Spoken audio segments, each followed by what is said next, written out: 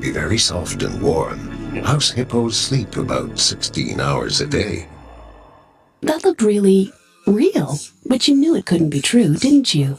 That's why it's good to think about what you're watching on TV and ask questions, kind of like you just did. A message from Concerned Children's Advertisers. It's nighttime, in a kitchen just like yours. All is quiet. Or is it? The North American house hippo is found throughout Canada and the eastern United States. House hippos are very timid creatures and are rarely seen, but they will defend their territory if provoked. They come out at night to search for food, water, and materials for their nests. The favorite foods of the house hippo are chips, raisins, and the crumbs from peanut butter on toast. They build their nests in bedroom closets, using lost mittens, dryer lint, and bits of string. The nests have to be very soft and warm. House hippos sleep about 16 hours a day. That looked really real, but you knew it couldn't be true, didn't you? That's why it's good to think about what you're watching on TV and ask questions, kind of like you just did. A message from Concerned Children's Advertisers. It's nighttime, in a kitchen just like yours. All is quiet. Or is it? The North American house hippo is found throughout Canada and the eastern United States. House hippos are very timid creatures and are rarely seen, but they will defend their territory if provoked. They come out at night to search for food, water, and materials for their nests. The favorite foods of the house hippo are chips, raisins, and the crumbs from peanut butter on toast. They build their nests in bedroom closets, using lost mittens, dryer lint, and bits of string. The nests have to be very soft and warm. House hippos sleep about 16 hours a day.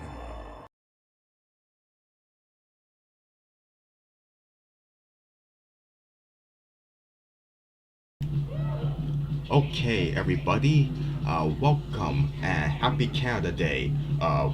Before we get things started, make sure that you can hear me clearly. Let me know.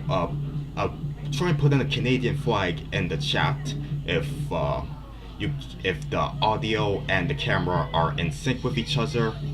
Let me know if the camera and the microphone are cooperating.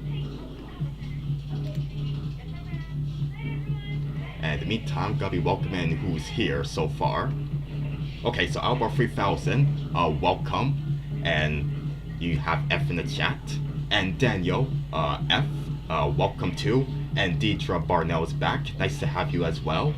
And Mimi Productions. And Inky and Pinky. And Norbert, hey, you came in just in time. Well, technically it was supposed to start sooner, but yeah, I apologize for the delay. But, you know, we're gonna begin past what caused that delay, and we're going to have fun because I know you guys are excited. Beforehand, you showed your excitement for the Canada Day stream. Wook, first we welcome, and I love the reference to F is for family. I appreciate that. It's a really underrated series. Norbert's accent, why did this live stream start an hour late? Trust me, it's not because of technical difficulties, because at least for now, everything's fine. Like, my new equipment is cooperating with the stream. It's just a personal, bad disruption in my personal life, that's all. But once again, we're moving on past that, and we're gonna be having some fun as we celebrate my home country and your home country too, Norbert. And Wook, I saw your comment saying that you remember this PSA when you were a kid, which makes me wonder if you're actually Canadian yourself and you saw it on TV, or if they might have aired it in America in case you're from there, or if you saw it on YouTube, because yeah, the house hippo is iconic, along with several other of those Concerned Children's Advertisers PSAs. I know you remember some of them too, Norbert. We'll probably talk more about them. Oh, and the Sponge Boy. Yes, always nice to have you here. I think I already welcomed you, Inky and Pinky. Let's see, who else did I miss? Oh yes, Fairy Princess Valentine, what's up? Yeah, I do know that feeling about delays. And Ethan Parton Studios, nice to have you. I know you're a huge fan of some of these Canadian cartoons, like the National Film Board shorts. And I see number 1507. Awesome. Nice to have you. Oh, Pinky, you're in South Africa. And Inky's in Hong Kong. Oh, that's nice. Let's see. Albert 3000 saying, speaking of F is for Family, I'm not sure when it's going to be a season 6 besides Netflix. Oh, they canceled the show. Yeah, they already ended it with season 5, so at least for the time being, there's no chance of it coming back, unfortunately. Oh yes, Techie. Oh yeah, Techie, in case you don't remember, she was firstly one of Jason's cartoon fans' acquaintances, and I started to become acquainted with her, like, after listening to his podcast on Twitter, and yeah, she's a Canadian too. I don't see her in the chat, but if she ever does come on to the stream, that would be awesome. Oh, I see Kara was in the chat. If they're still around, welcome. And Ben Diamond as well. Oh, a comment from Norbert saying that his next video is going to be about the Canadian band Headway, and it's going to mention Canadian events like We Day, the Juno Awards, and Much Music. And he also has an interview for that video, but I'm not going to believe who I got. Oh my god, I can't wait. And stay tuned for August 5th when that video premieres. Oh, cool. Well, also, August 5th was also the 5th anniversary of my short film, The Grover Guys. I'm still brainstorming what exactly I should do for that. What else? Mimi says the Stelter Craig talked about the Pibble ad. I know he hates those PSAs. Yeah, I know he brings up those Canadian PSAs quite a few times in his annual commercials videos. But the one with the house hippo is one of the few Canadian ads that he thinks is the least disturbing, like compared to, you know, the one with the puppets singing, "Don't you put it in your mouth, don't you stuff it in your face." Okay, now what else do we have here? Oh, Albert 3000. Saying that Girls vs. Aliens is Canadian cartoon too. Oh yeah, I know, you use lots of clips from different Canadian cartoons for your series. And Norbert saying he wanted to be on the 4th for his upcoming video. But it's going to be it's gonna be delayed because he's out of town. Oh, that's okay. Well yeah, I can't wait to see who you got. In fact, maybe DM me who you got as a guest if you like. But alright everybody, we're already kind of late with this, so we could talk more as we get to the art portion, and I have everything set up for my art. I all have to do is just color it, and yeah, like how Norbert is telling me that you will never guess who he got to interview. You guys are never going to guess what I drew for Canada Day. It's a real deep cut that I discovered not too long ago. What are we doing for the stream, Whoop? Oh yeah, like what I just mentioned, I'm gonna be working on some art that I started working on beforehand. I'm just gonna finish it up and color it. And if we have time afterwards, we're gonna be doing another guessing game. The same type we did last year, where I draw some Canadian cartoon characters from memory, and you have to guess who it is before I finish. And the winner gets, I don't know, I guess the winner will maybe get one request of their choice of a character to draw. Probably of a Canadian cartoon character to draw. Maybe for a future stream, maybe as something to just put up on social media, maybe like for speed paint. Yeah, that's if we have enough time. Oh, let's see here. SpongeBoy is saying, here's a bit of trivia. I noticed that a lot of Canadian cartoons made by Nelvana or not use the same damn sound effects every time. I'm talking about those weird sound effects primarily used in Canadian cartoons, not the more common sounds. Like, for example, like the Hanna-Barbera sound effects. And yes, I'm so glad you pointed that out, SpongeBoy, because that is definitely something that I recognize. Like, all my years watching childhood cartoons from Nelvana and some other studios, like say 9 Story Entertainment, they use the same sound effects, and I honestly wish I could find the library of sound effects because they are nostalgic. You know, some people love the sound mixing in Ed, and Eddie. I feel that way about the sound effects in Nelvana cartoons. I think they're done by a studio called, the sound mix is done by a studio called Animated Audio, which you can find their channel on YouTube. They uploaded the full version of 1995 Nelvana logo with the polar bear in space. Uh, yes, Turning Red is playing on TV because, you know, it takes place in Toronto. And the director is a Torontonian.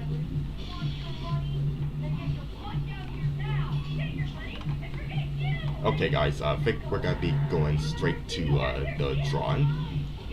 Oh, SpongeBob's asking about Bird Raccoon, so I assume that's his request. So, like, if he wins this game that we're gonna do later, that's the character he would like for me to draw. Okay, yeah, that's definitely a good choice. In fact, I do have something about the raccoons that I may or may not have in store that I'll show like as an intermission. But yeah, let's get straight to what I am drawing for this stream.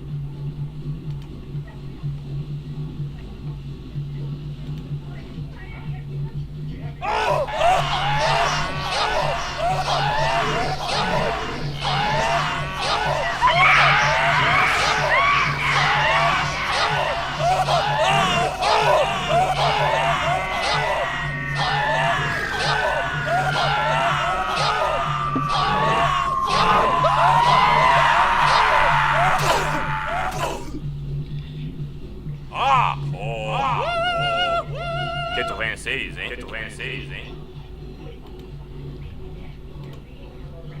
So yeah, hang on, wrong window.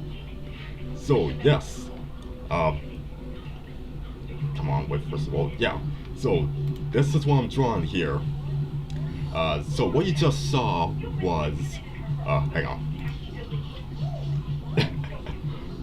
Okay, so no, it's not the Buster's Grunt, it's not done by Danny Antonucci, but you guys are very close. It is done by the same studio that was responsible for Lupo the Butcher, which is what Danny Antonucci made before he became famous with Ed and Eddie. International Rocket Ship Limited. This is done by Marv Newland, who is the founder of the studio, who may be more famous for Bambi Meets Godzilla.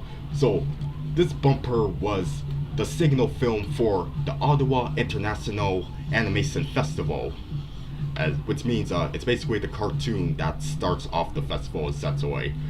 Yeah, I found it when I was looking up the cartoons by International Rocket Ship because I really like them, generally speaking. They're about as edgy as the typical National Film Board short, and I thought, yeah, for a deep cut Canadian cartoon to do fan art of, yeah, why not do this weird five-headed person?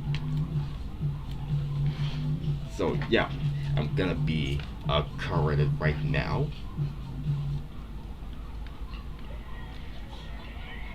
Oh, okay, so SpongeBob is clarifying, he didn't say Bird Raccoon to request a bonus drawing. He's gonna request a different character. Oh, okay, so it's just asking if Bird Raccoon was the character that I drew. Well, okay, well, thanks for clarifying, but as you can see here, it's these guys here. So, how do you guys like it?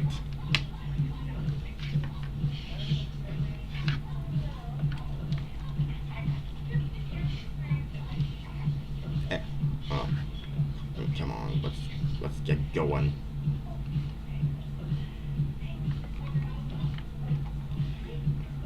Just wait for this to select. Yeah, you could do it. There you go.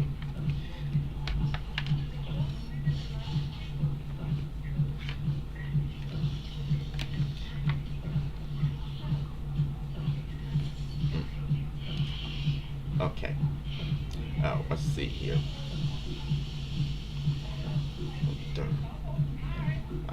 Yes, SpongeBob said that sadly the sound effects library in Canadian cartoons are never released publicly, and this is why a lot of sound effects from Nelvana shows in the sound effects wiki are not queer. Some still have music. Oh yeah, that's true. Let's see.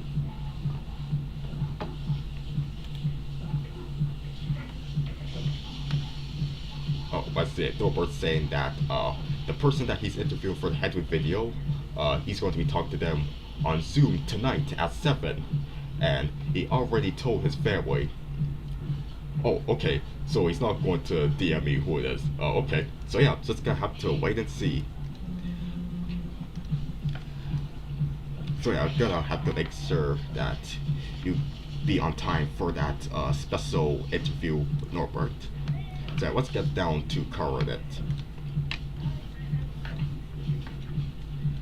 And as always, guys, if you are enjoying the stream, make sure you hit the like button and subscribe, and let me know like if everything is still okay, like with the camera and the microphone, and if any technical difficulties show up, then please let me know and I could fix it.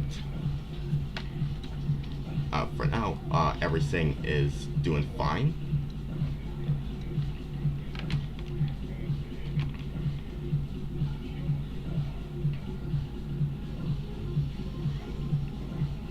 Okay.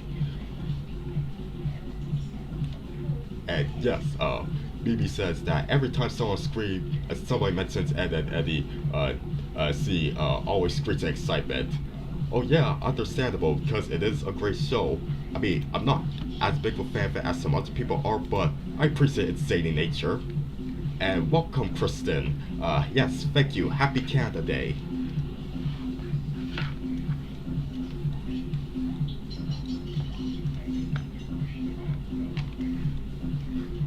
So yeah, feel free to mention your favorite Canadian shows, or movies, or animators, stuff like that.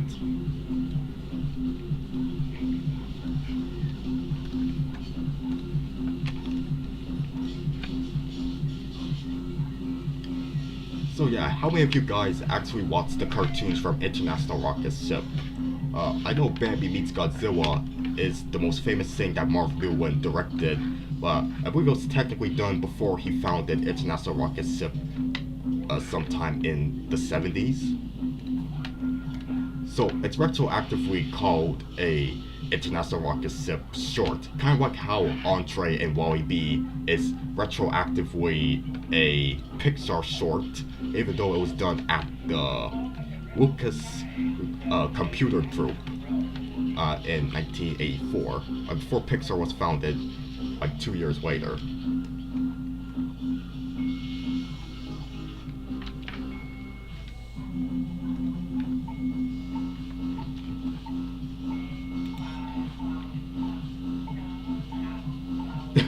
Yes, the sound design in Ed and Eddie is wild to say least. Yeah, and it was a meme for a while. Yeah, Norbert's saying that the camera audio are still in sync. Surprised that it hasn't gone out sync yet. Yeah, I think it helps that, yes, I do have a nice separate microphone, not using the one that's built into the camera. So yeah, I think that helps. Hang on, I think we have a gap here that I forgot to fill in.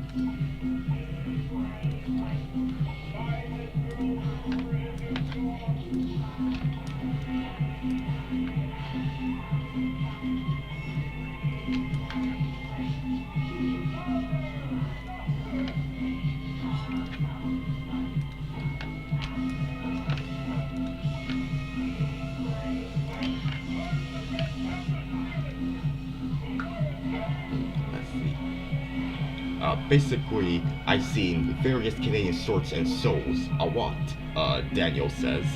Oh, that's nice. You can feel free to mention your absolute favorite ones if you like. Let's see. Ethan's asking if I could draw the characters from the National Film Board short Black Fly. Well, if you win the game that we're gonna play later, Ethan, then maybe. Oh, and I just remember SpongeBoy. I know you were recommended that I watch Captain Flamingo, and I did. I watched the first episode, and I will say right now, it is definitely a much, much funnier show than I could ever remember it being. I might watch some more later, but yeah, I really liked that first episode about Milo creating the alter ego of Captain Flamingo and learning how to be the best superhero he can, And I think the funniest part of it is, like in the cliffhanger of the first episode, when the narrator, the narrator just mocks Milo, being like, what will Milo do? Will he run to his mommy and cry like a little baby? Or he's going to man up and become the best hero he could be? I just love the part where he's just mocking Milo. So yeah, Captain Flamingo is a much better show than I could ever remember it being.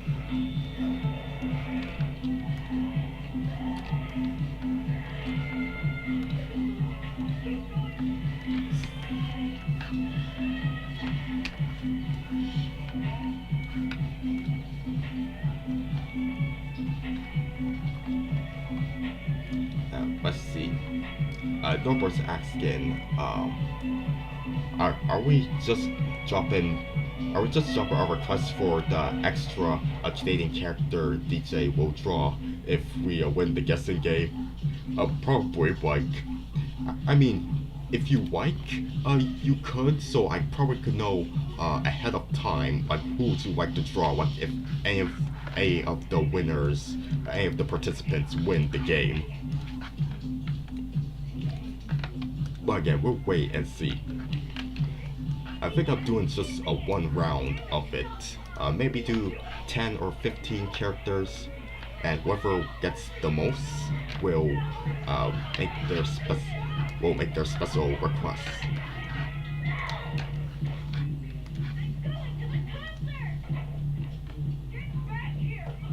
Oh, and you seen Sticking Around too, Daniel? That's awesome. I used to love that show. And the cat came back. That is an undeniable classic for sure.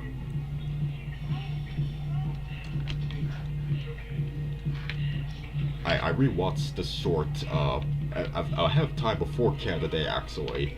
Another NFB short that I watched is Hot Stuff. Which kind of talks about the origin of fire and how man uses it, and how eventually, in more modern times, people just became more irresponsible with the uses of fire. And just and it starts with the universe being fiery, and then the fire turns to stars and the planets. But then, like, when a man just lets his house and then the entire city burn onto fire, and like the whole universe turns back into fire. I don't know if I should have spoiled it, but I mean, it's on the National Film Board of Canada's YouTube channel if you want to check it out.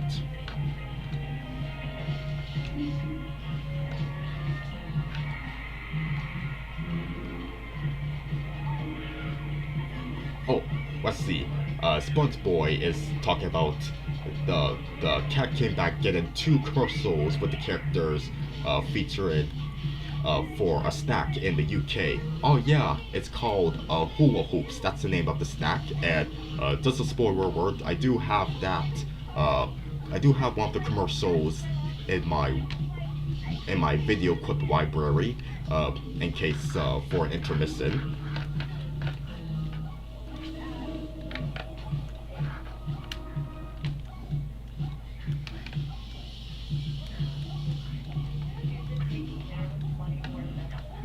So, going back to International Rocket Shipwright, so the shorts that Marv Newman produced, they are, like, in general, the Canadian cartoon shorts, not just the International Rocket Ship ones, but also the National Film Board ones, they are definitely among the brightest spots of, like, the darker days of animation, like, through the 70s and 80s when, at least on the American side of things, like, a lot of it is either toy-driven commercials, toy-driven half-hour commercials, or Scooby-Doo knockoffs.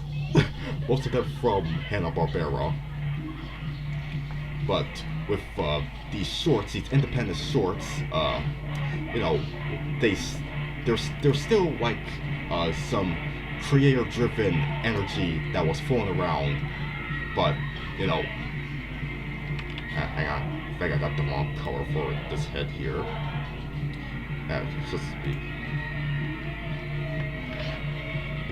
Yeah, the independent anime shorts, like these, They were among the bright spots of the darker days of cartoons when there was less career-driven animation on TV.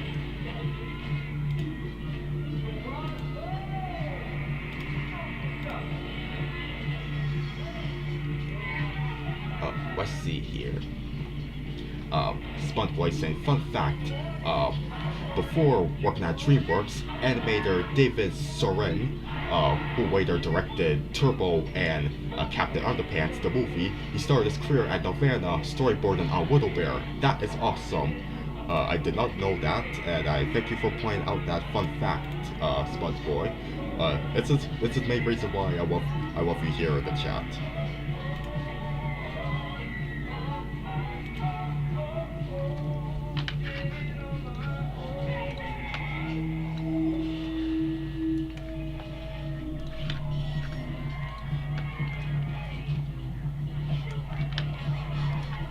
Okay, you know what, guys? Because I want to get the current on this as soon. I want to get it done as soon as I can. Just gonna be focusing on it, and I might not read the comments as frequently, but only unless it's something like important, like a correction. I'll see if there's any that's given to me, and then I'll read it as I finish this off. So after a current, I will catch up with the rest of the comments as much as I can before we do the game.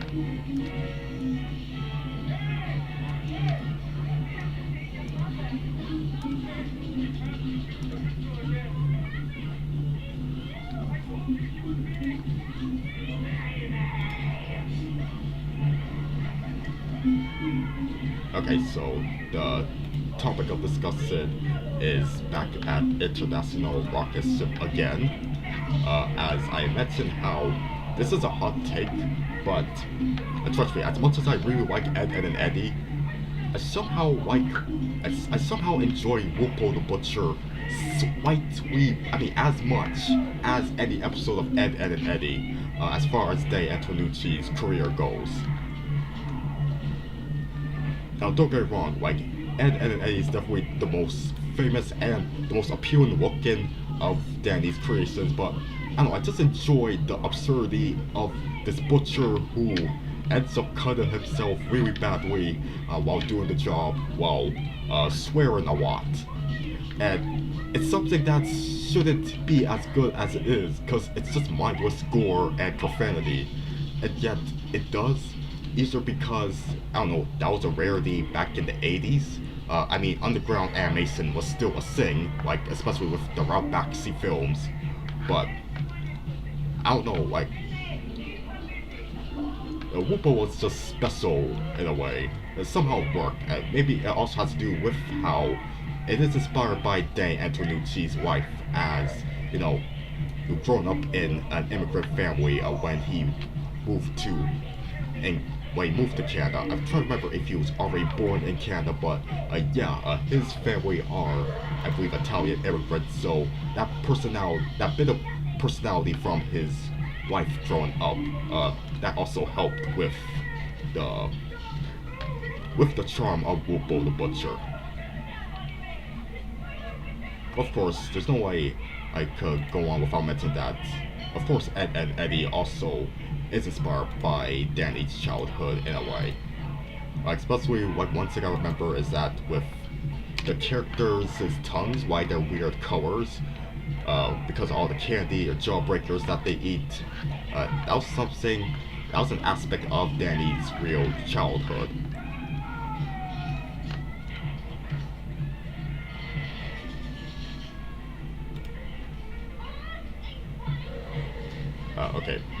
I'm gonna talk about the comments. Let's see. Oh, Sophia Precure, welcome. Let's see. If I like my role playing Frenchman's Magic, unfortunately, I'm not a brony, at least not yet. But I understand why a lot of people outside the target demographic really like the show and how colorful and how awesome the animation is by Flash standards.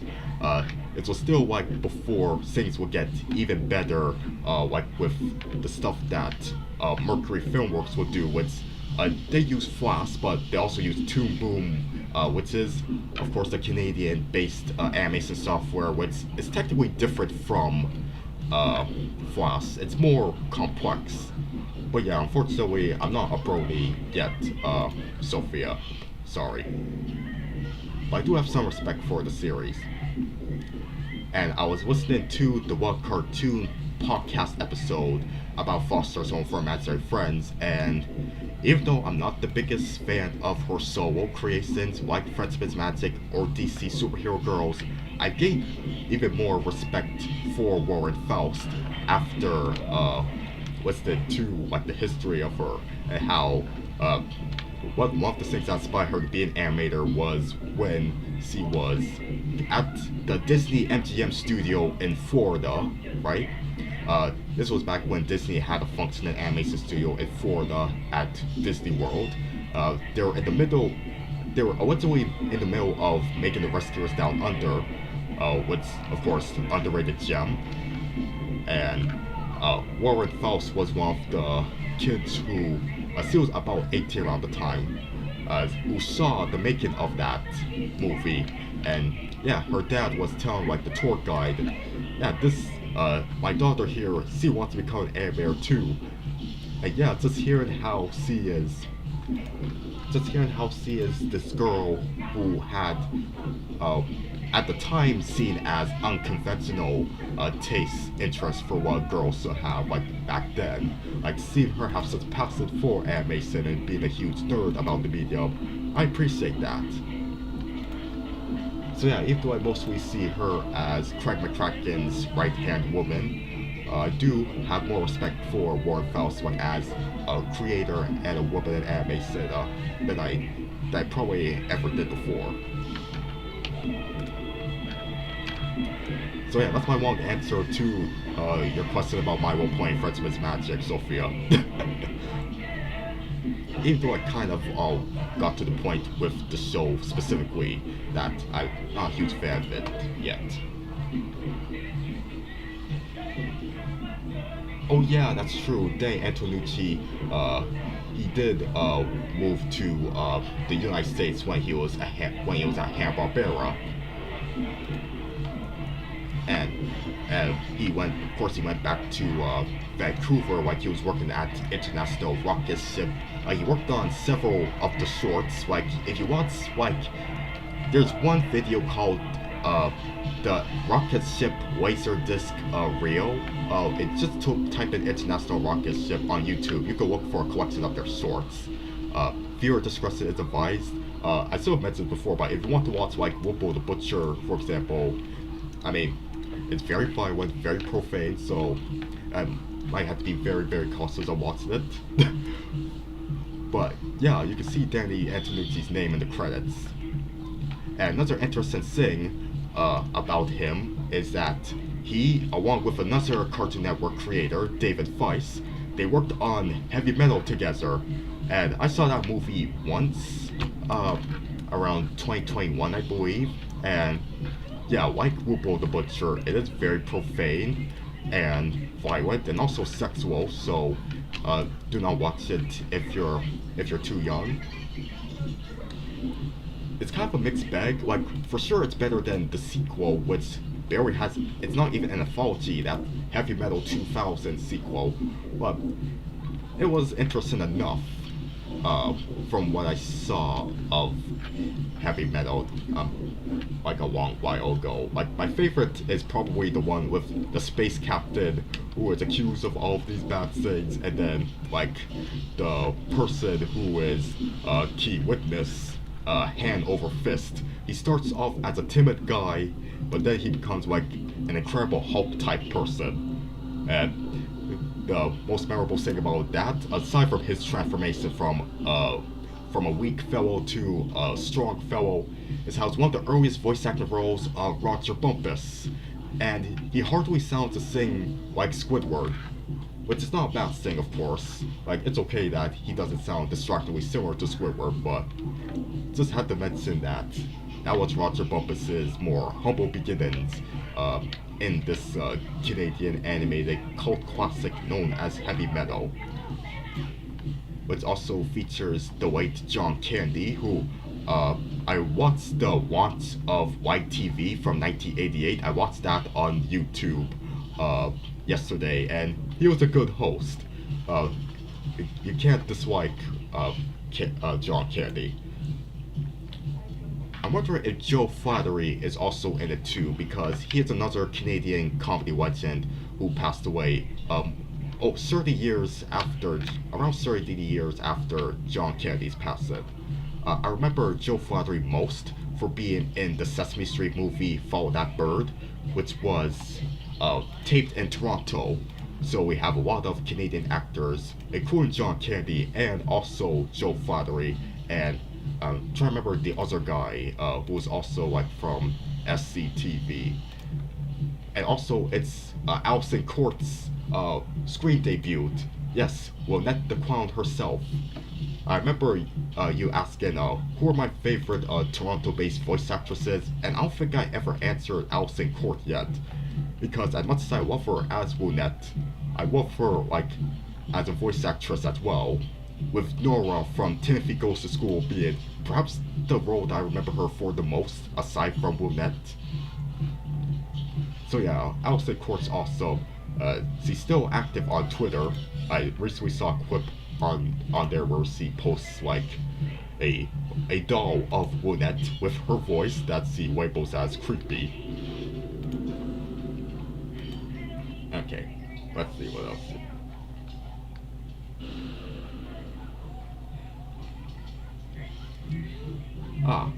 Okay.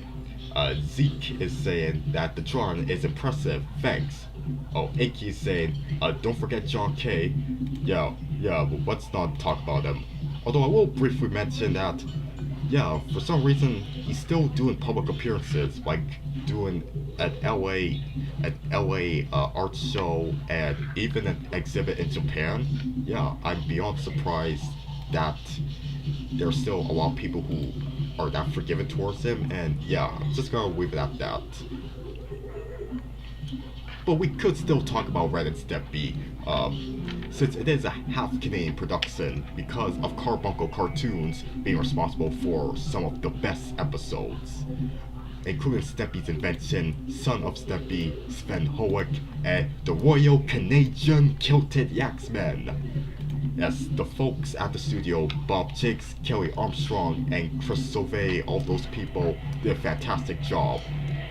And I believe most of the Carbuncle people, they are also involved with the reboot of Ren and Stimpy, which was leaked. But I didn't watch the leak.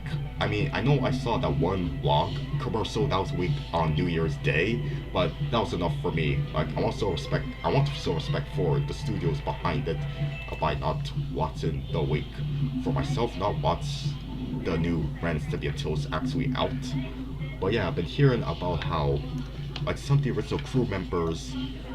other original crew members, like Bob Camp and Jim Gomez and Bill Ray, they were not part of the series because of, I don't know, basically because they just want a different direction with how they want to write it.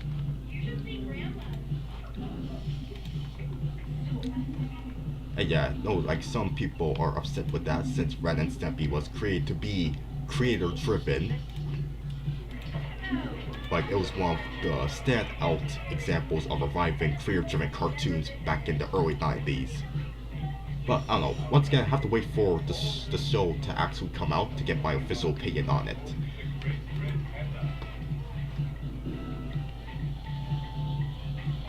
Oh, yes, Iggy Arbuckle. I am familiar with that show, and I think I mentioned before that it took me a long time to realize that, oh, Iggy Arbuckle is from the same creator as Moville Mysteries, even though I became familiar with Iggy Arbuckle much sooner than I did with Moville Mysteries, and Moville Mysteries is a cartoon that I am a much bigger fan of.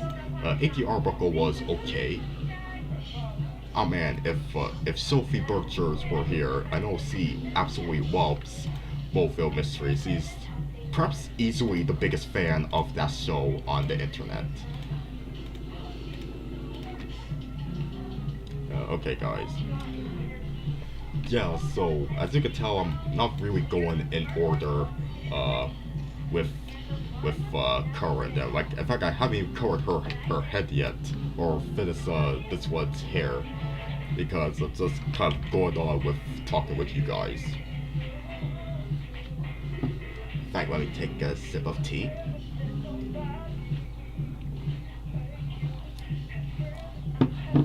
Okay, in fact, let's see how far we are to this. Oh, 39 minutes. Okay, so yeah, should be done with this soon. In fact, yeah, I'm gonna just do what I said I was gonna do. Just focus on covering this, and then I'll get back to you guys and we can chat before we do our game.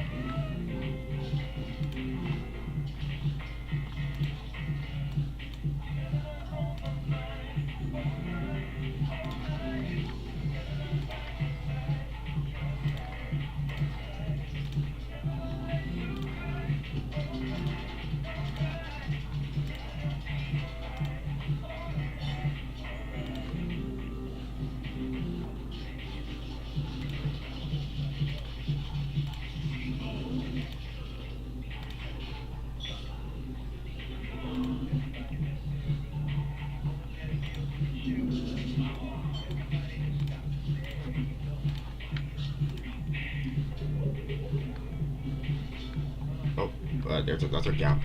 Okay, need to clear that. So yeah, guys, you could talk amongst yourselves and ready to catch up with some comments. And once again, if there's anything you have to alert me about, like say for example, any technical difficulties, any out of sync stuff, please let me know.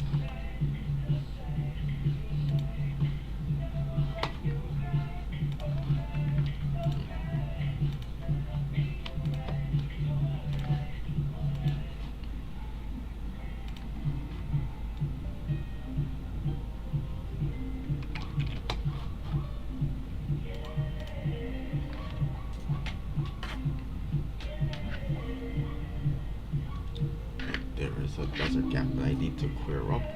It's right here.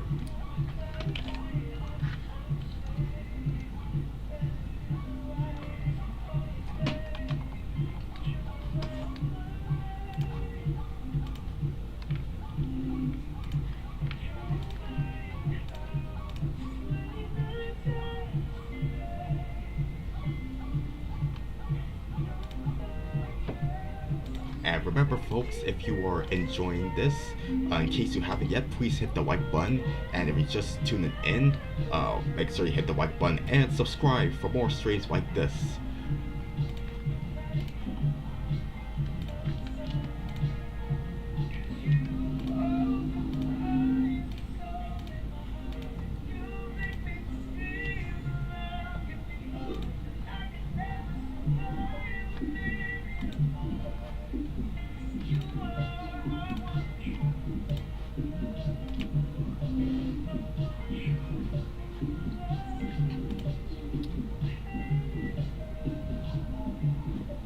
Okay, I need to take care of this lady right now.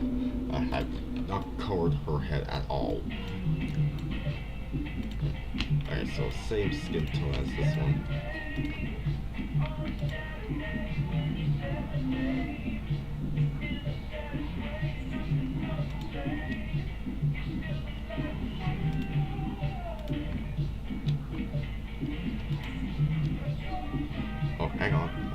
Hang on, there's yet another gap. Let's fix that.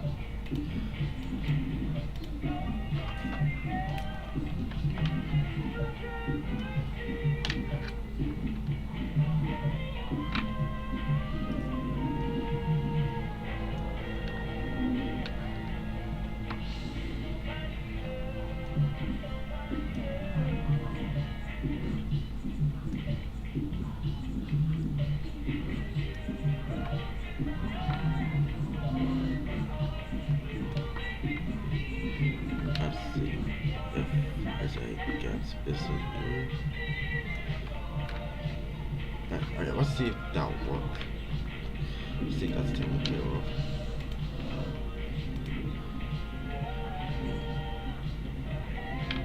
No, I think there's still something missing. What is it? What is it that's missing? Oh, okay, I see it now. I see it now. I see it now.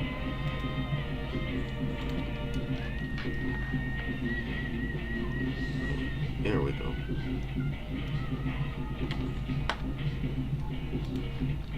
Okay, that's better, right? Yes. Okay.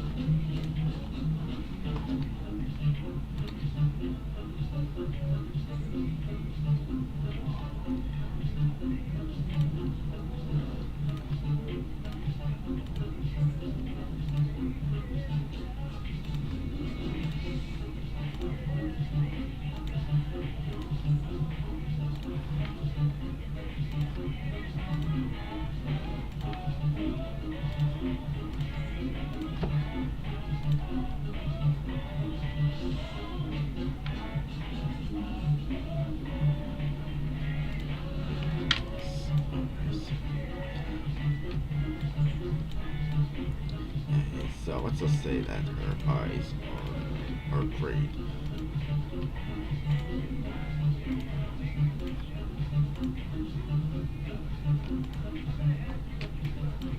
So like I often like to do, if there are any like minor changes that I need to make after I get the bulk of the work done here, then I'll do it after the stream before I post this everywhere.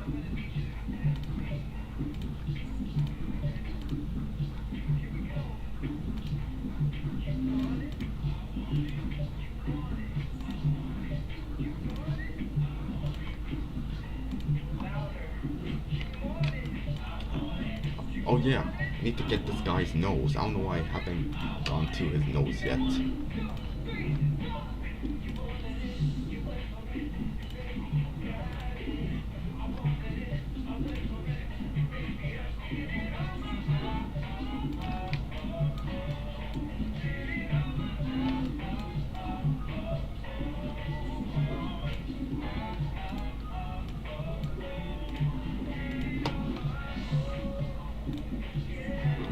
So turn off the sketch layer too.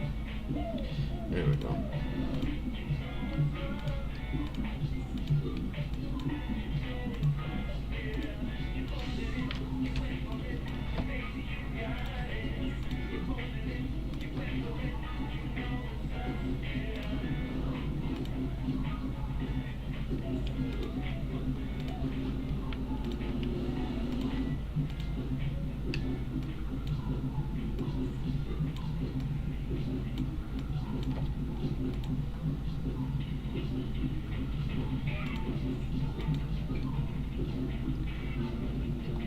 Oh, I see a Super Rayman's here. Hey, welcome.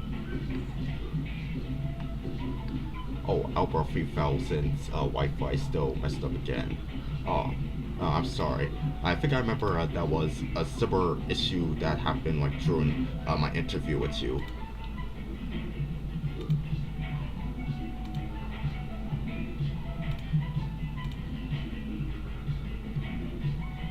Let's see.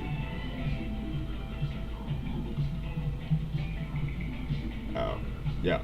Yeah, it does sound like Insig is able to hear the turn red music in the background. Um, Fort Town to be exact.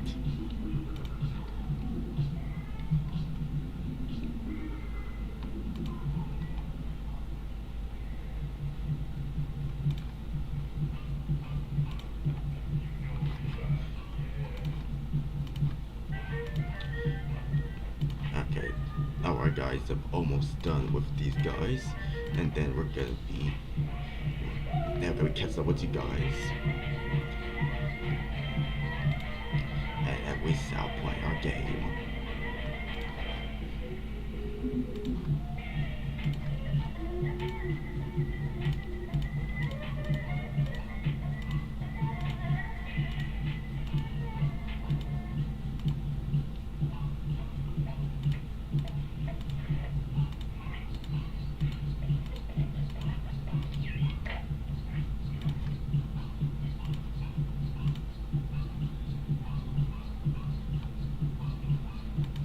There we go.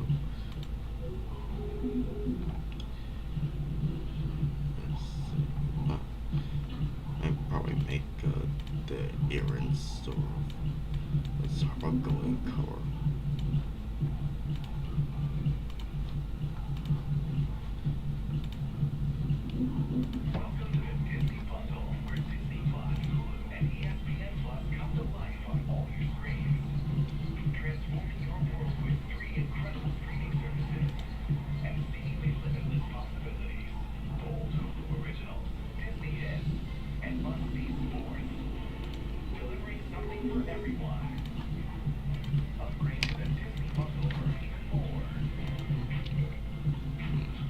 Yes.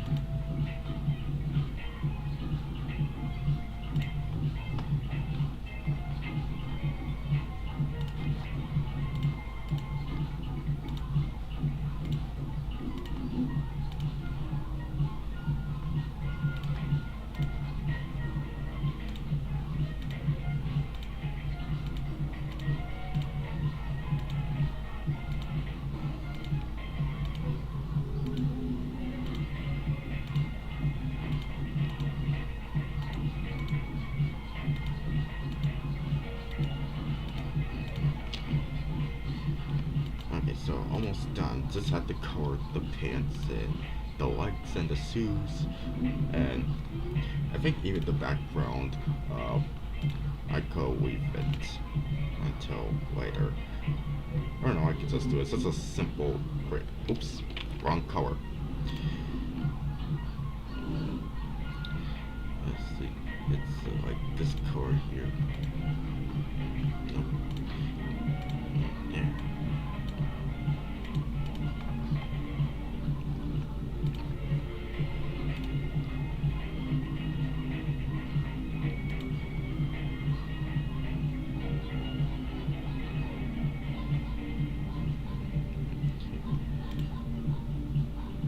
There we go.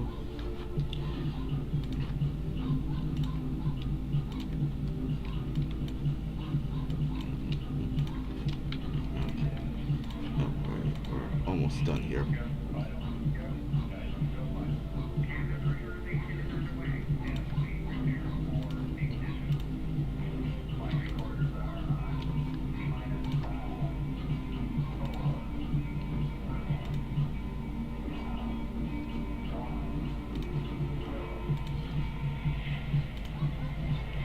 Oh, hang on.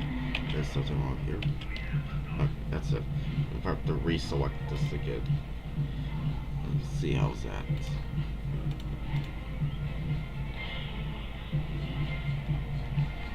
Okay, that's good. Doesn't affect like the inside. I don't see a red on the inside of this leg here. Like when I was coloring the left shoe.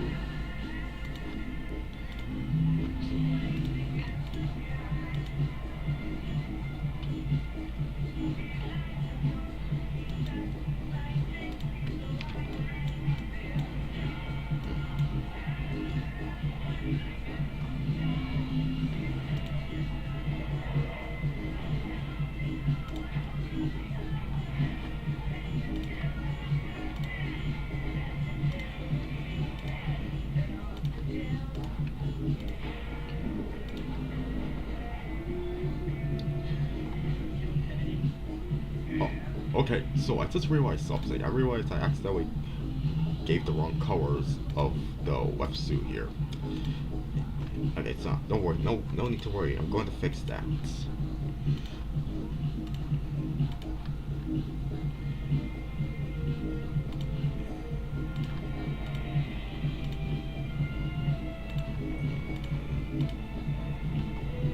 There we go. And then we're gonna color the maple leaf.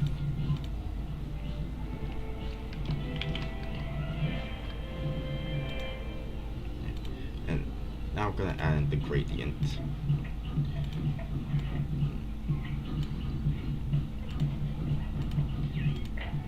There we go.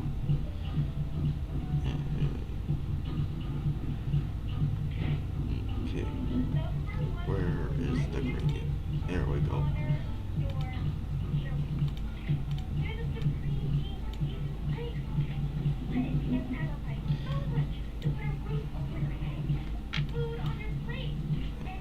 Nope.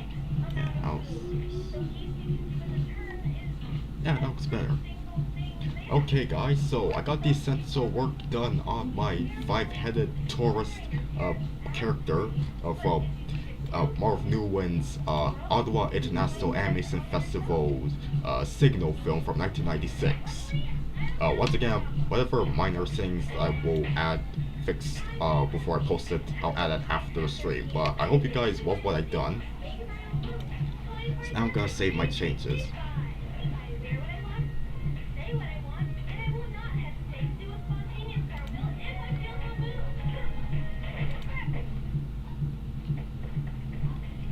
Oh, Enki's accent. Don't forget the building. Actually, I'm not going to include the building for this one, for this fraud, Enki. I'm just gonna leave it as is. In fact, maybe I'll probably just use probably just add a shadow below the characters.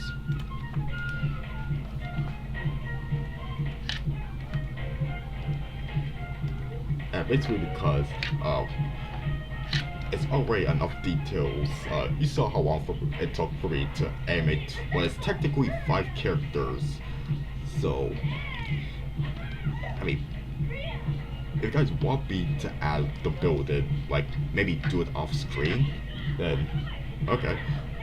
Well, who's up for like having the Ottawa building here before I post this, and who doesn't mind? Let me know in the chat.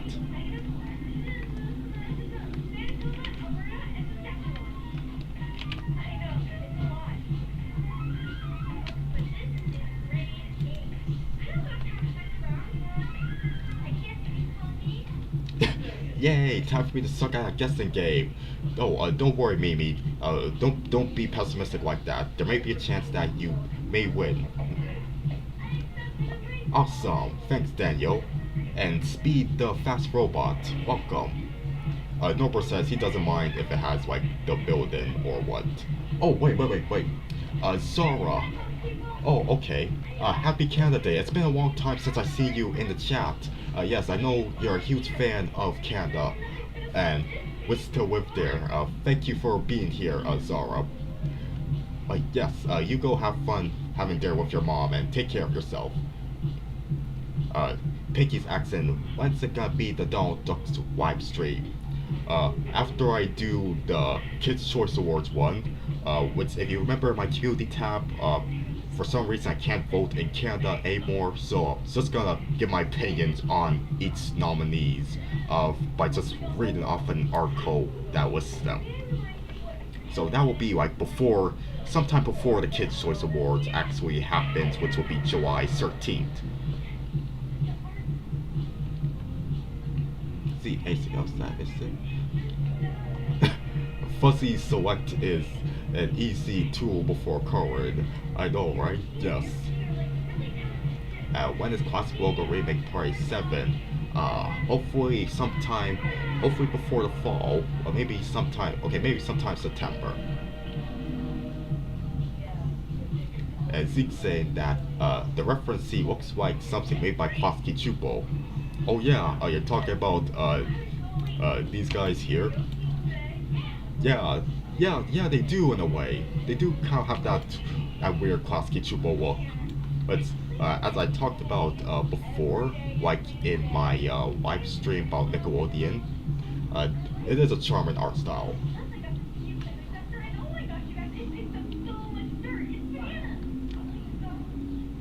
Let's see. Turn Red is over, but with Disney Fast Play, it's never over. Oh, really? Somebody ripped off your artwork, Mimi? I'm sorry to hear that. I don't know the full context, but, you continue what you do and make sure that you protect your art as much as you can.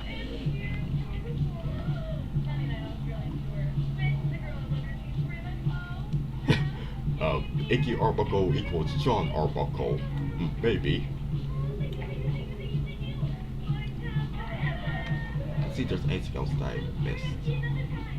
Oh yes, Ethan, yes, I have talked about Bambi Meets Godzilla already. It's a really good short. Like, it just goes straight to the point. It just goes straight to the point of Bambi being Godzilla. Well, technically after the opening credits, which also includes the famous line, Marv Newland, produced by Mr. and Mrs. Newland.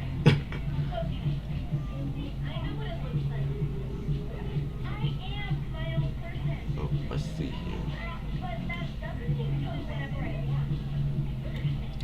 Yes, I am familiar with Forget About It, Outbar 3000. It's okay. And yes, I was talking about Wobo the Butcher earlier in the stream, Zeke. I love it. Honestly, as much as any episode of Ed and Eddie. Oh, Smiley Comforts is here. Happy Canada Day. Fantastic drawn. Thank you. Let's see. Norbert's saying if I saw the message about King, if he wins, then he will get Bob Wire as his reward if he wins. No, I think I did see a comment about you mentioning King, but I didn't get to read it because I was kind of focusing on like the drawing and also whatever else I was talking about. Well, let's see. Oh yeah, the comment you said about King is it's definitely a favorite Canadian cartoon of yours, and that thanks for bringing the show back to oh yeah, that's true. When I did drawing request stream in 2021, I drew Ex Princess Popula, and that is what inspired him to get into the show again. Yes, you're welcome, Norbert. And with it still being on Tubi, I should give it more of a watch too someday. And yeah, I heard the sad news that Peter Bennett from SpongeBob, a background artist and art director on it, he passed away. He meant to work on every episode of the show up until that point. Yeah, and the way that I was able to remember him is by watching, or rather looking at the SpongeBob Experience book that I have with different paintings, background paintings, and close-up paintings for the show. Yeah, his artistry will not be forgotten.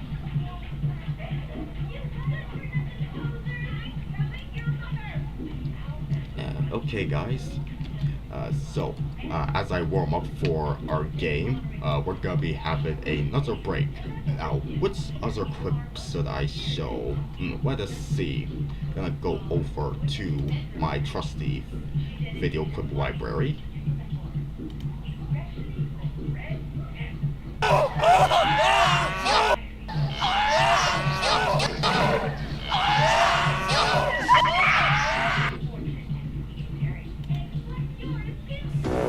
Now old Mr. Johnson loved to hula hoop all day. He had a yellow cat that didn't feel that way. Hula, belong philosophy. Bye-bye cat, these hoops are for me.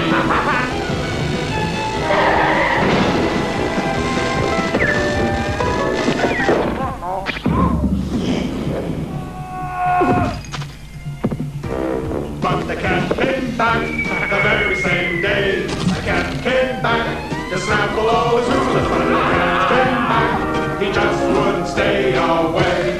Ah! Now old Mr. Johnson loved to hula hula hoop all day. He had a yellow cat that didn't feel that way. Hippo-hula, philosophy. Bye-bye cat, these hoops are for me.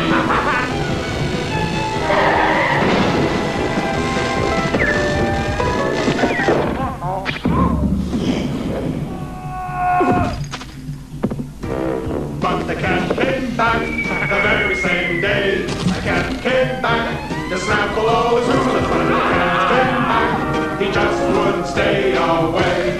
Ah!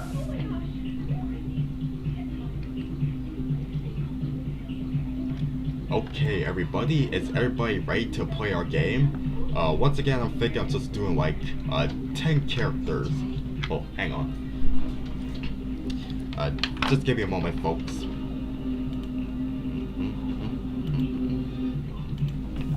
Call me, you oversized shagra! What have we done to you? Done? Why, you two are ecological disasters! Yeah.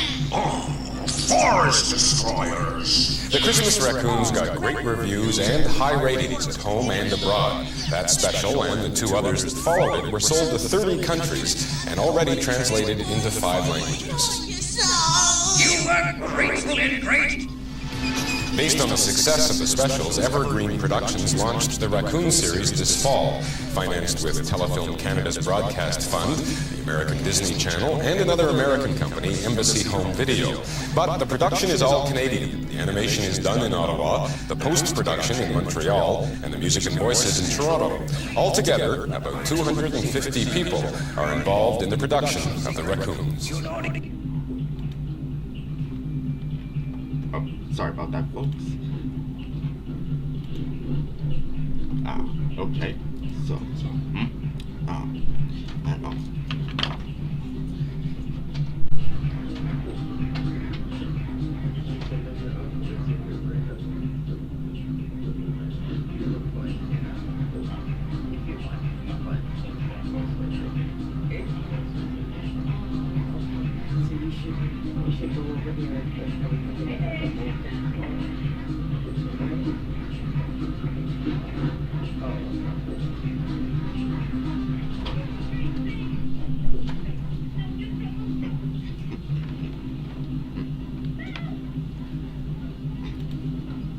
Sorry about that, folks. And yeah, I know. I was surprised too when I found out that Embassy was the video home distributor for the Raccoons, at least in the US. But yeah, we're gonna be going straight to our game. And which character I'm gonna be drawing first? Let me think. Okay, I got one. It's actually a character from a show that I mentioned about earlier.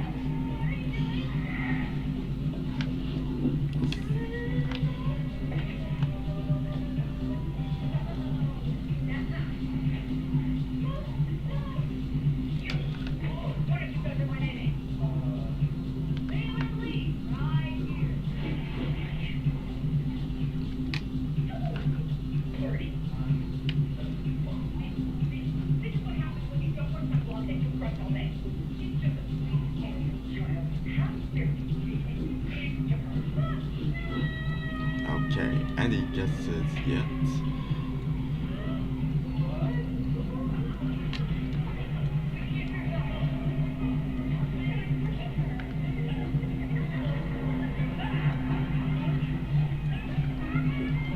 Let's see. If it's Sarah from... Oh my god, yes, I knew you'd be the first to get it, Sponge Boy. It is Elizabeth from Captain Flamingo, yes. Great job. Alright, so, I have my scoreboard over here. Yeah, I just bit it in the same project file. Hang on. I'll just open this up. Okay. So, Sponge Boy, that is 1 point for you. Okay. And we're gonna do the next character.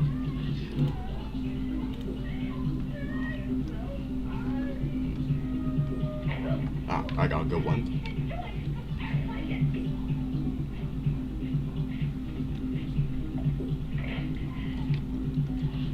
this is a character from a show that one of you mentioned you saw, and I was like, oh yes, that's awesome. I remember watching that show.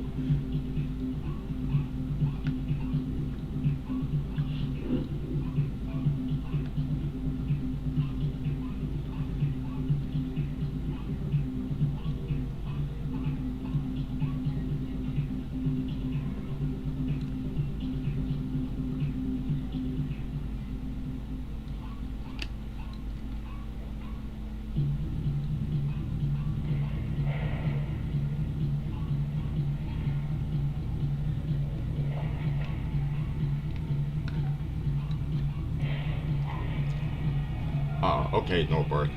You take care of yourself. Happy Canada Day. Let's see here. Uh, yes, it is a stick and round character, and Daniel, yes, of course you will get it the first time. It's Russell from Stick and Round.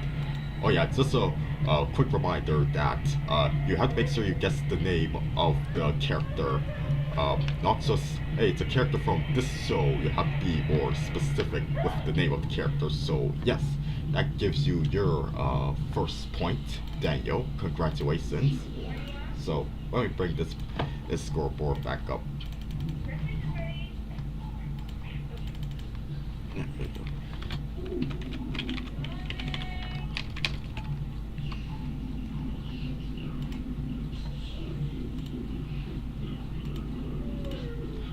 Alright, next character.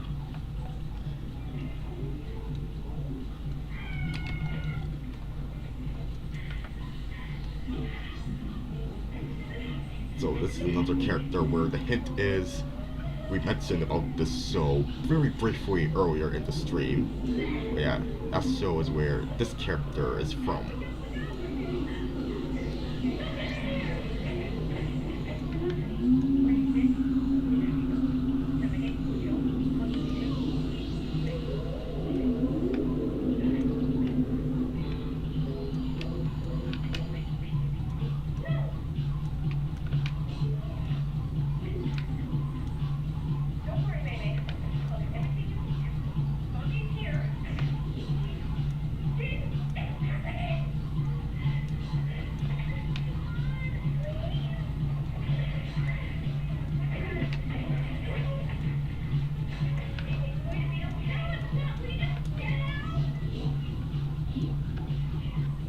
Okay, let's see if we have any guesses yet.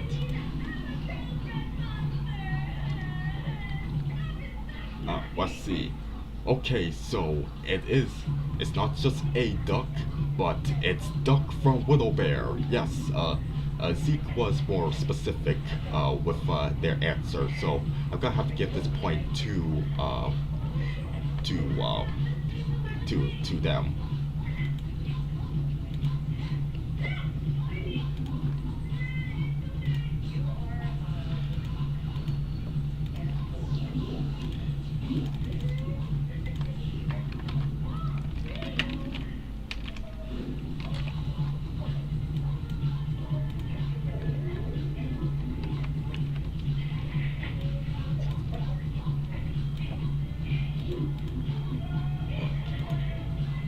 Okay, so next, what's our character side draw?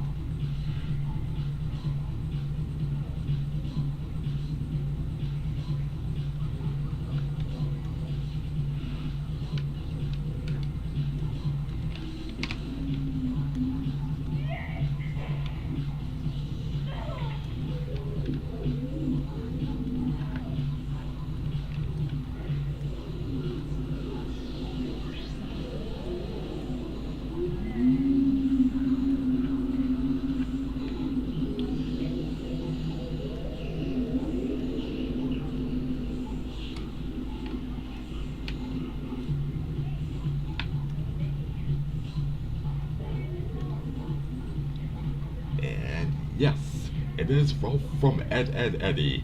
our favorite foreign neighbor in the cul-de-sac.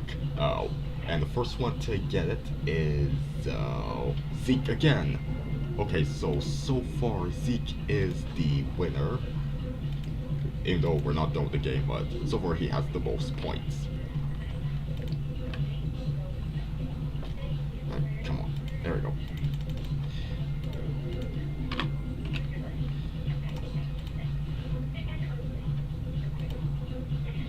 Alright, next character, who should be? Okay, I got one.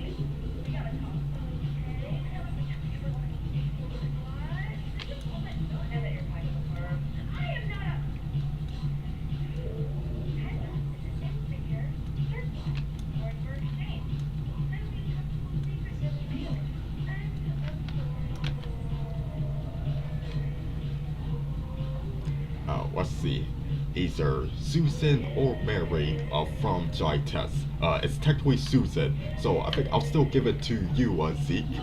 Yeah, so Susan's the one with the square glasses and blue eyes. Mary's the one with the green eyes and more crescent-shaped glasses.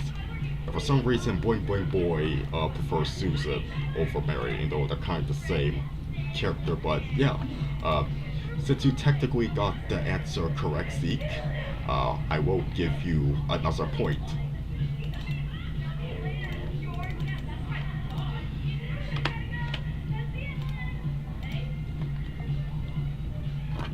And as I often like to remind you when I'm playing this game, if there are any miscalculations on my part when I'm scoring this, please let me know. It's always the first answer that I see, the first correct answer that I see, that I give a point to. So, but any miscalculations, please let me know. Okay, so who should I draw next? Oh, I got a good one. Yes.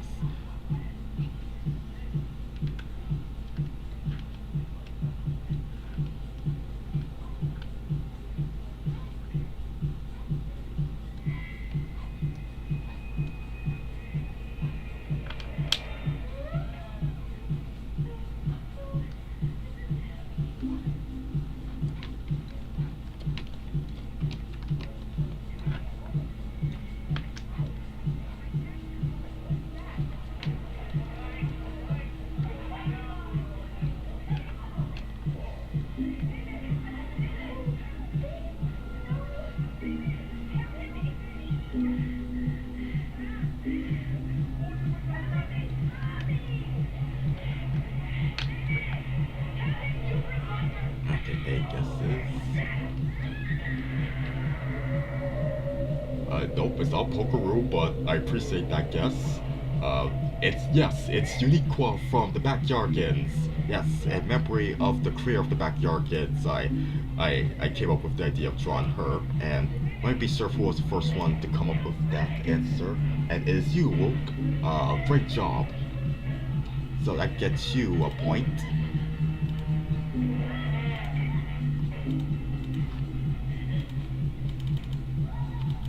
That gets you your first point.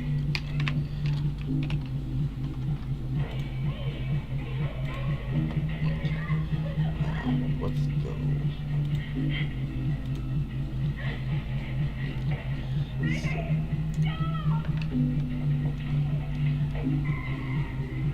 Okay, so here's another character. This one probably more of a deep cut than some of our previous ones, or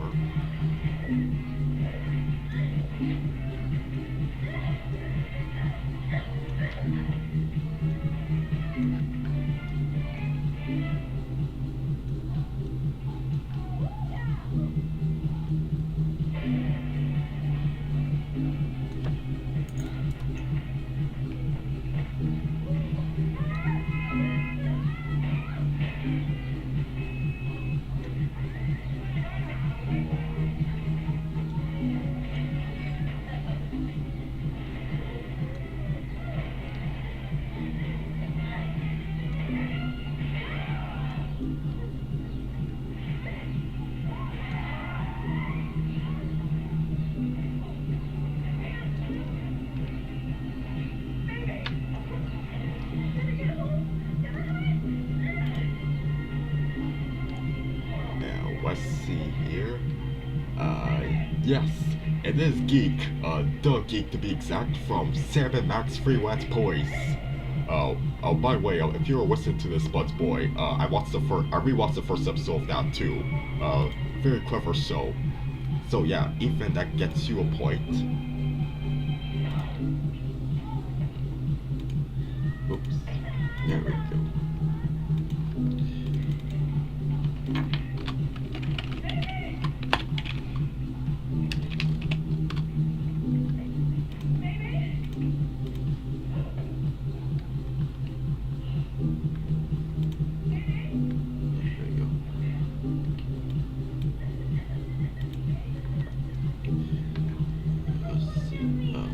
Okay, so who we're gonna draw next?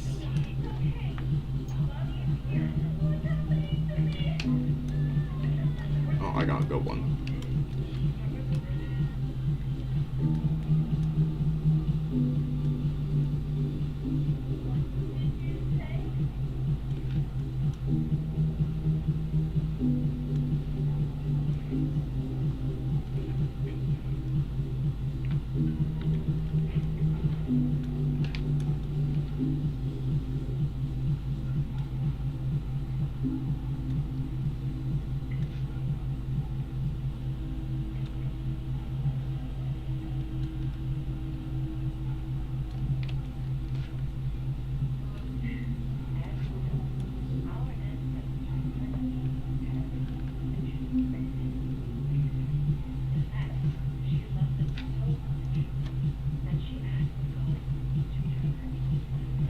Yes, it is Owen from Total Drama. And Zeke, once again, you're on a roll. Well, hang on, let me be sure.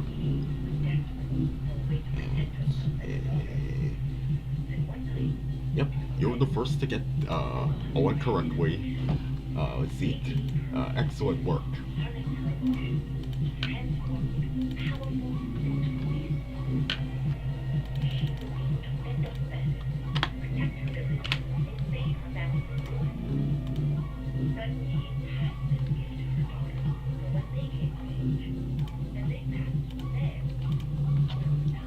Okay, so let me see here. Yeah, I think we're gonna, after two more, we're gonna be wrapping up soon. So, who's be the next character? Oh, I got that one.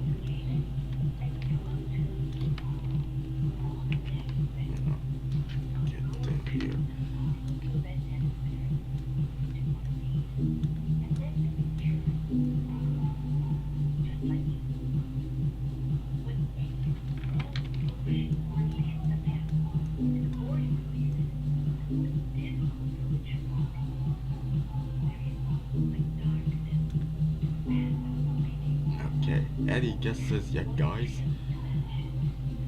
Let me see. Nope, it's not Elliot Booth.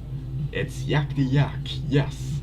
Great job, Albert 3000. Oh, yes, Nas T, I don't think I see you in the stream yet. Welcome, and yes, Turn Red is playing through Disney's Fast Play. And yeah, I love that movie too.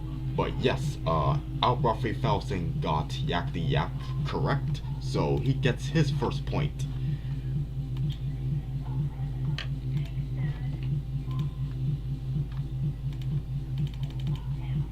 Okay, we're gonna be doing one more. Just one more.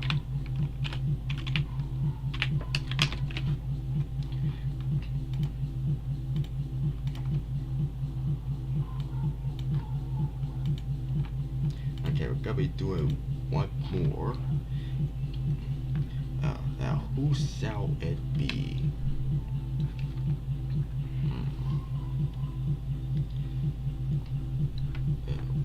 see who's the. Let's see. Oh, maybe I'll decide who it is as I draw the eyes. And okay, yeah, I know who I want to draw. Yes.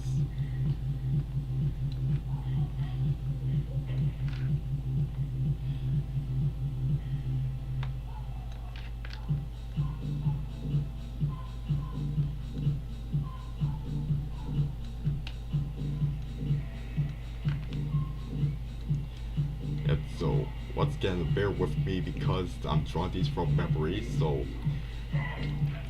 they're gonna look off model as hell, but you know, it helps with the challenge.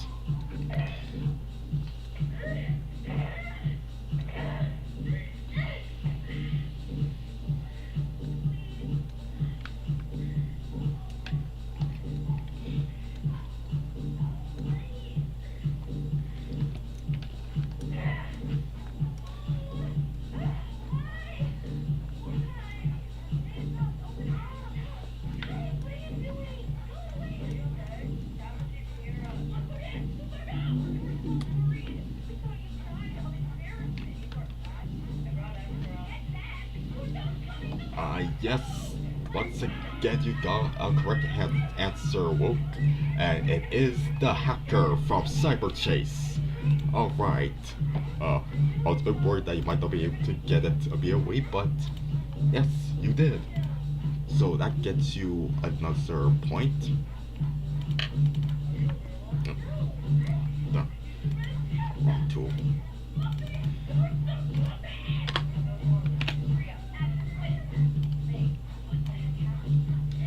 Also, okay, so Zeke is the winner of our game with 4 points, and Wook in second place with 2, and then we got SpongeBoy and Daniel and Ethan and Alba 3000 getting 1 point each. So Zeke, congratulations on being the winner. If there's one Canadian cartoon character you'd like for me to draw, then please let me know. It might not be a live stream per se, maybe it'll be a speed paint, but you know, just something that may be done in the future. I can't wait to hear your suggestions.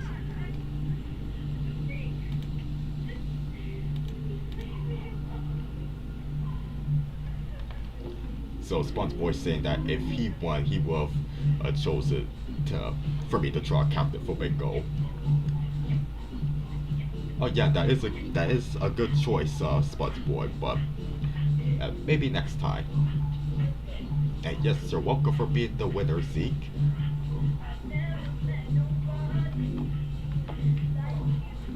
It's actually the hacker. Oh yeah, that's true. He insists on being named the hacker.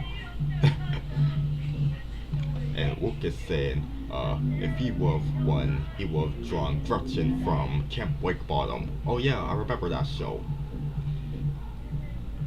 So either, okay, so either Iggy Arbuckle or Ed and Buddy from Best Ed. Okay, good choices. Though I did say one character, so, I don't know. Buddy and Ed, no, they're pretty simplistic designs, like more so than Iggy, so I might go with them, actually. We'll see. Okay, you take care of yourself, SpongeBoy. Once again, it was awesome having you here. Call me, you oversized stagger. Oh.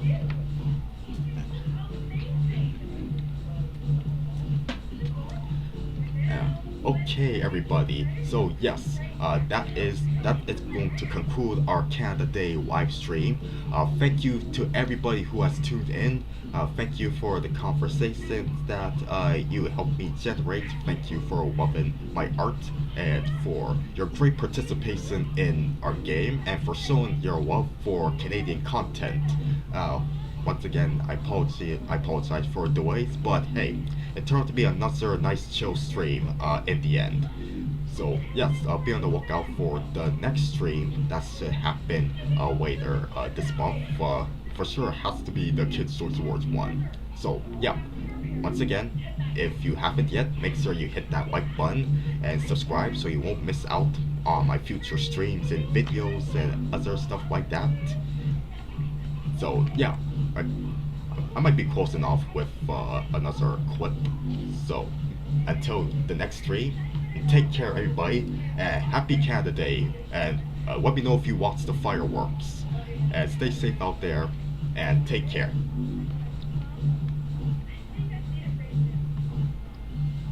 Call me, you oversized shagra! What have we done to you? Done? Why, you two are ecological disasters! Yeah.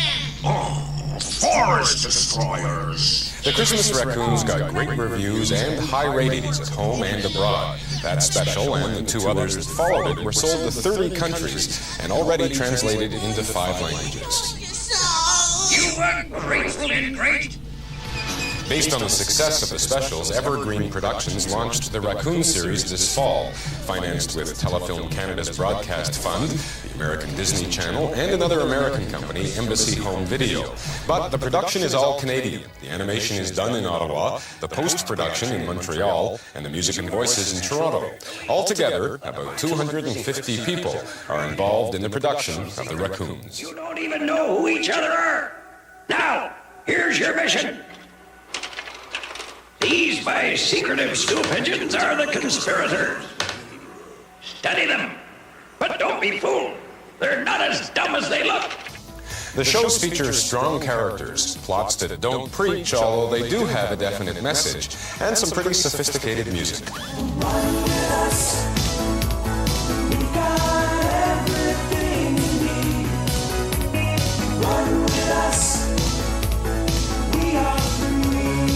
Not too surprisingly, the success of the show has spawned the whole raccoon industry. Records, videos, t-shirts, running shoes, and of course, stuffed animals.